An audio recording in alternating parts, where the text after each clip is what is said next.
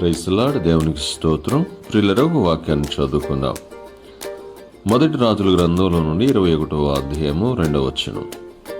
అహాబు నాబోతుని పిలిపించి, నీ ద్రాక్ష తోట నా నగరును ఆనుకుని ఉన్నది గనుక అది నాకు కూర తోటకిమ్మని దానికి ప్రతిగా దానికంటే మంచి ద్రాక్ష తోట నీకు ఇచ్చేదను, లేదా నీకు అనుకూలమైన ఎడల దానిని క్రయమునకిమ్మని అడిగాను.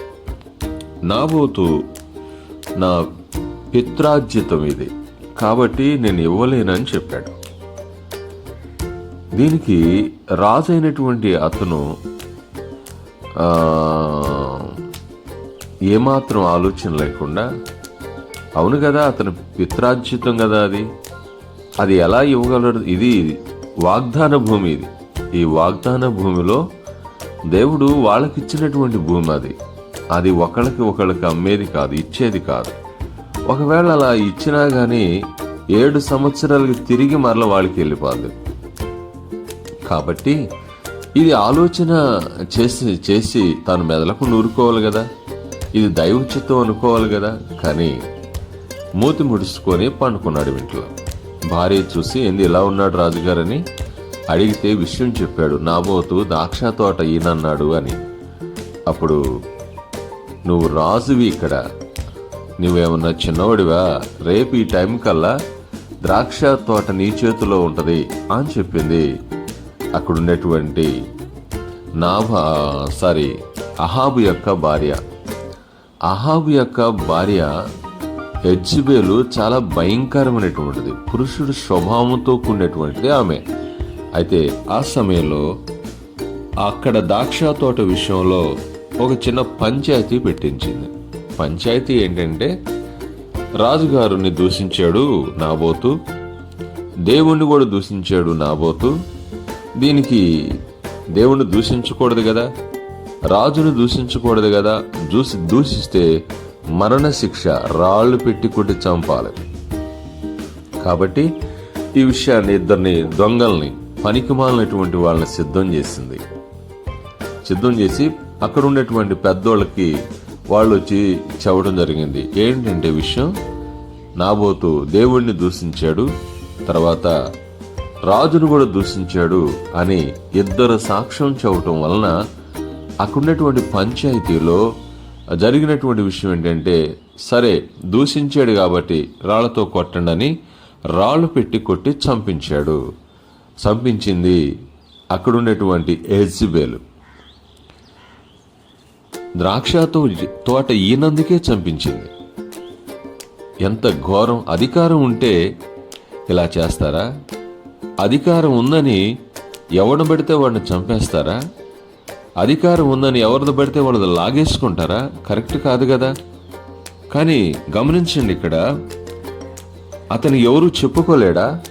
పైనున్న మహనీయుడు కలుగు చేసుకున్నాడు, ప్రవక్తను పంపించాడు. ఉదయకాల సమయంలో ద్రాక్ష తోట చూడటానికి వెళ్ళాడట. అక్కడ అహాబు ద్రాక్ష తోటలో తిరుగుతున్నప్పుడు త్రిభిషుడైనటువంటి ఏలియాని పంపించాడు దేవుడు. పంపించి ఈ విధంగా మాట్లాడుతున్నాడు. ఆ వైపుగా ఉన్నటువంటి ద్రాక్ష తోట ఆ వైపుగా ఉన్నటువంటి అతనితో, యెహోవా సెలవిచ్చినదేమనగా అని కేక వేశాడు.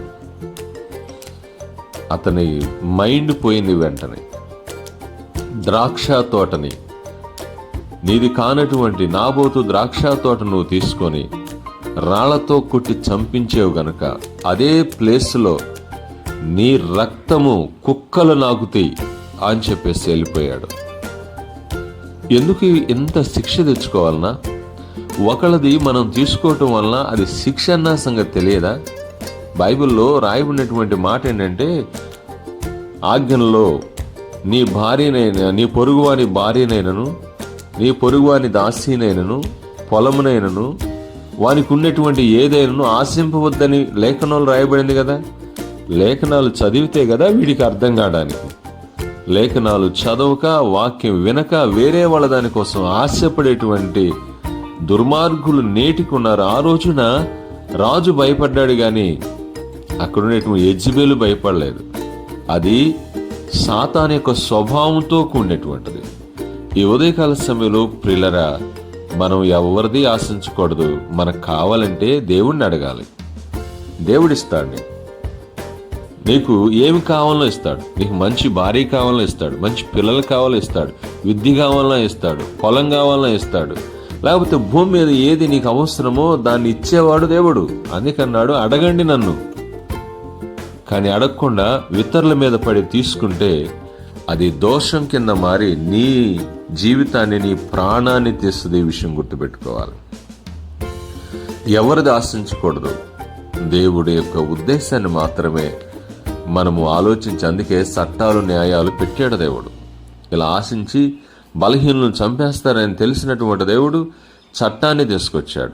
ఆ చట్టాలనే ఇప్పుడున్నటువంటి ప్రభుత్వాలు నడిపిస్తున్నా అధికారులు చేస్తున్న దుర్మార్గాలు నేటికి లేకపోలేదు.